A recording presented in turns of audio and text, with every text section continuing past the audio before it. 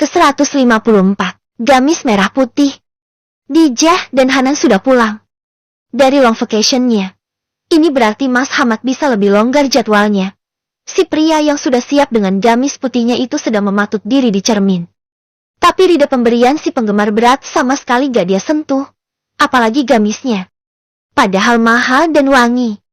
Kayaknya itu abis beli langsung direndam sama minyak wangi deh. Mas, kamu gak mau pakai gamis itu? Yang bagus itu? Tanya Baby yang membenarkan gamis yang sedang dipakai. Gamis yang setiap hari harus ganti dan harus disetrika. Jangan dikira Baby gak ada kerjaan jadi istri. Semua baju suaminya disetrika ya. Bajunya aja yang enggak. Meos. Tapi bajunya si Pak Ustadz yang satu ini wajib setrikaan. Apalagi gamisnya. Gak boleh kotor, bolong. Apalagi kelunturan. Wah gawat. Jadi pasti Pak Ustadz sini ngajar. Bajunya bersih dan wangi. Mila sudah kayak muka orang yang glowing. Enggak. Itu saja balasannya ringkas. Nanti jadikan. Beliin aku catnya. Kamu pulang jam berapa? Ayang. Tanya Baby lagi kini membenarkan kancing yang udah terpasang. Iseng aja. Biar kayak di sinetron-sinetron gitu. Hehehe. Aku selesai ngajar jam 9:30. Tapi ada kelas lagi jam 1:30. Kamu siap-siap abis ini ya? Siap Ayang, pengen nyium deh. Tapi takut kena noda gamisnya. Ucap Baby ngiming-ngimingi, padahal dia juga gak pakai lipstik. Kena noda apaan? Tanya Hamad heran. Baby nyengir. Hei, nanti aja deh. Tahan. Nanti kamu gak ngajar-ngajar lagi. Ucapnya nyengir kuda. Orang kayak begini kok ditawarin. Ya gayung bersambut dianya. Hamad berdeham. Dan ia menyodorkan tangannya untuk dicium oleh Baby. Ia melakukannya. Kan mau berangkat. Mesti cium tangan. Pas sudah dicium babinya melayang sampai terjatuh di lantai. Yang ada, bibir tebal dan harum itu sudah memagutnya lama. Di lantai, dan dengan kondisi gamisnya sudah disetrika. Lungset semua itu baju. Capek-capek nyetrika juga. Omel Baby. Ia ikutan bangkit dan pada akhirnya berangkat ngajar juga. Dia ini kalau dibilang sumpek ya sumpek. Tapi ya gimana lagi?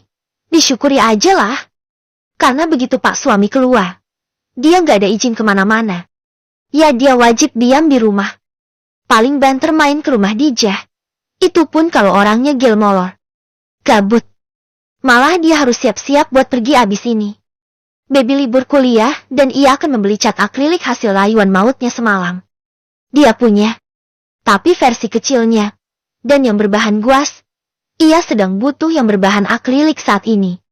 Baby bersiap. Dan sekitar jam 9 pagi dia sudah siap dengan pakaiannya. Baby sedang memakai kaos kaki. Ya kan syaratnya pakai kaos kaki guys. Aurat ini. Aurat. Katanya si Mas Hamad mah. Ia sudah siap dan sedang malas-malasan mengecek tabletnya. Kan gak punya handphone. Adanya tablet. Error. Terdengar suara pekikan keras pria yang ia kenal di depan pintunya. Bruk. Lalu suara dentuman yang lumayan besar. Seperti ada orang besar jatuh. Pikirannya langsung tertuju pada suaminya. Apa jatuh ya?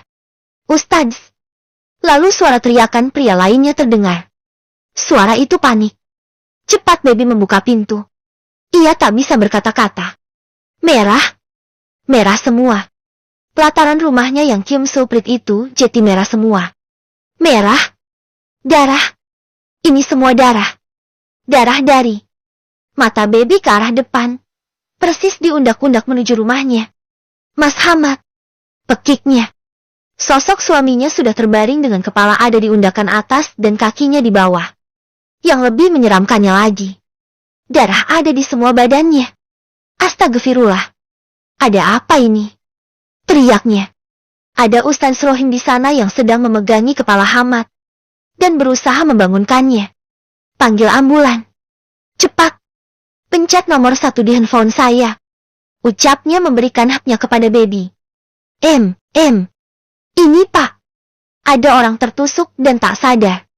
Saya istrinya. Di perumahan pengajar pondok pesantren Darul Ilmi.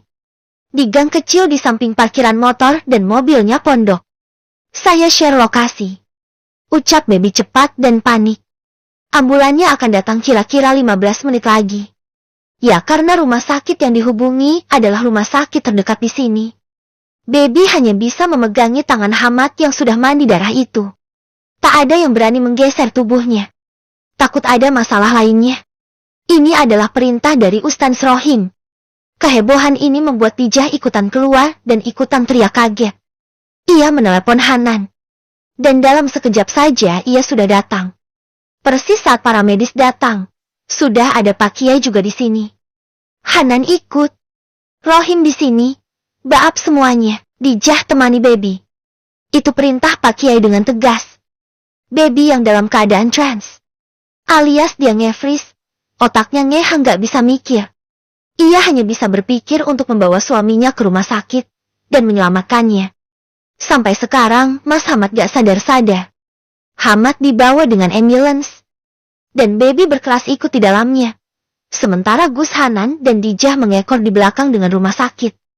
Telinganya kini hanya mendengar suara raungan ambulans dan suara dentuman jantungnya yang terlalu kencang. Seperti di dalam jantungnya dipasang speaker gitu, setiap detakan jantungnya terdengar sangat kencang. Tak ada gerakan sama sekali dari sang suami. Dan si para medis memeriksa monitor dengan seksama. Rumah sakit mana? Tanya Baby dengan suara terbata. Wirahusadamba. Jawab si para medis. Oh, ya. Pikirannya langsung tertuju pada siapa. Siapa dokter yang ada di sana ya? Semua nama langsung muncul di kepalanya. Sayangnya gak ada satupun yang dokter. Kepalanya sudah tak bisa berpikir. Jadi lebih baik ia menyerah. Mengenai siapa gerangan yang melakukan ini juga tak sanggup ia pikirkan. Kalau dipikir, siapa juga yang mau nusuk pria pengajar sederhana seperti Hamad? Paling banter orang yang gak suka media adalah muridnya yang dihukum oleh Hamad. Jeti. Gak mungkin kan? Baby menunggu saat mobil sudah tiba di rumah sakit. Hamad langsung dipindahkan ke berangkar dan dibawa ke IGD. Dilakukan pemeriksaan dan penanganan pertama. Ia duduk di depan ruangan itu dengan cemas. Tangannya penuh darah dan dia tak peduli jadi bahan tontonan semua orang. Saat Dijah dan Hanan datang, mereka langsung berhambur ke arah Baby dengan wajah paniknya. Gimana, Beb? Tanya Hanan berjongkok, sementara Dijah memeluk Baby dari samping. Baby menggeleng. Gak tahu. Gak bergerak dia sepanjang perjalanan. Aku gak tahu. Ucapnya serak. Kemungkinan terburuk langsung terbersit. Apa yang akan terjadi kalau Hamad gak ada? Dia akan baik-baik aja, Beb. Badannya segar. Bugar. Insya Allah gak apa-apa. Kenapa gak ada CCTV di rumah-rumah kita? Kita jadi gak tahu apa yang terjadi. Gumam Hanan duduk di plesteran. Ia tak peduli. Hanan yang memang baru mengajar. Dengan gamis putihnya juga ikutan merah karena darah. Karena ia ikut memegangi Hamad. Sepanjang masa penantian itu, Rohim dan Hanan bergantian menekan luka tusuk di perutnya Hamad. Itu perintah dari si para medis yang ditelepon Baby. Untungnya, pisau yang digunakan untuk menusuk tak terlalu besar. Ya, Baby bisa lihat luka itu. Luka tusuk yang hanya selebar seruas jari saja, kurang dari 3 atau 4 cm. Mudah-mudahan ini yang memperingan keadaan Hamadnya. Mereka menunggu sekitar 30 menit baru ada seorang dokter keluar dari ruangan itu. Mencari keluarga pasien luka tusuk.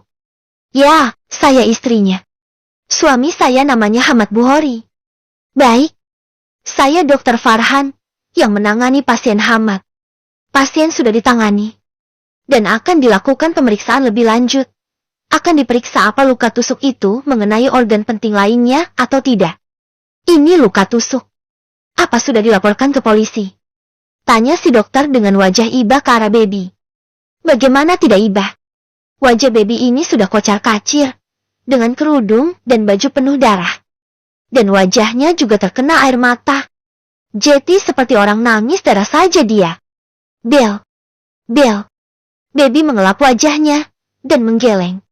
Belum, Dok. Tapi akan saya urus. Saya temannya, dan rekan kerjanya. Bagaimana tingkat keparahannya?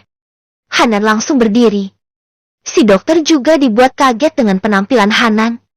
Bayangin aja ada sosok lelaki bergamis putih dengan kopiah putih, ada rida di pundaknya. Tapi semua bernoda darah. Modelan Ustadz School aja dia. Oh, ya. Ada pendarahan sepertinya. Tapi, sudah ditangani. Untuk lebih lanjutnya akan dijelaskan oleh dokter spesialisnya ya Pak. Ibu. Setelah ini pasien akan dipindahkan. Jadi sebaiknya diurus dulu semua administrasi dan pendataannya. Lalu jangan lupa pelaporan ke polisi. Si dokter lalu pamit dan pergi. Baby menoleh ke arah Hanan dan duduk lagi. Lemas. Kamu. Duduk di sini. Aku yang urus semua. Aku punya fototetnya Hamad. Jah. Temani Baby. Hanan pergi ke dalam. Sementara Baby dan Dijah hanya berpelukan di depan ruangan IGD itu, masih sama-sama syak. Tangan Baby saja masih tremor. Loh. Bak Baby ya? Ada apa ini? Kok darah semua? Sapa seorang pria dengan setelah baju ala dokter dan jas putih dokternya. Mas Rahman. Mas Hamad. Ditusuk orang. Mas. Ucap Baby dengan isakan tangisnya. Di mana dia sekarang? Tanya pria itu tegas. Baby hanya menunjuk ke arah pintu masuk IGD. Ya, saya bantu. Tenang saja ya. Ia berlari masuk ke dalam. Itu suaminya Ustadzah Wardah ya? Baby mengangguk dan kembali memeluk Dijah. Jaah. Gimana kalau Mas Hamad? Lenyeknya dan tak sanggup menyelesaikan kalimatnya. Terlalu sakit untuk dipikirkan. Sush. Dia akan baik-baik aja.